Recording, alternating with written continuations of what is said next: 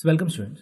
So in this question, you're given that Tn is the number of all possible triangles formed by joining the vertices of an n-sided polygon. That is, and Tn plus 1 minus Tn is given as 10. See, that is, so what is the value of n?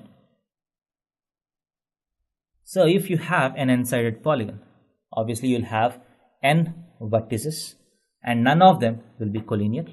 No three of them will be collinear. So how many triangles can be formed by joining 3 out of n points? That's nothing but NC3, right? So Tn in another way is nothing but NC3. Now according to the given information, you have Tn plus 1 minus Tn is equal to 10. So Tn is NC3. So Tn plus 1 is nothing but n plus 1 C3, right? So according to the given information, n plus 1 C3 minus NC3 should be equal to 10. You just need to solve this equation. So you can directly solve this without thinking much. But if you think a little, so you can simplify this expression. We have a formula which says that NCR plus NCR minus 1 is equal to n plus 1 CR, right?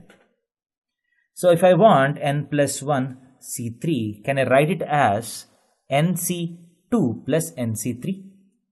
NC2 plus NC3 is equal to n plus 1 C3. So if I place n plus 1 C3, if I replace n plus 1 C3 with this, NC2 plus NC3 minus NC3 is equal to 10. So these two gets cancelled. So n times n minus 1 by 2 is equal to 10. So n into n minus 1 is equal to 20. 20 can be written as 5 into 4. So n into n minus 1 is 5 into 4. By comparison, n is equal to 5. So that means for this condition to be satisfied, n has to be equal to 5. Thank you.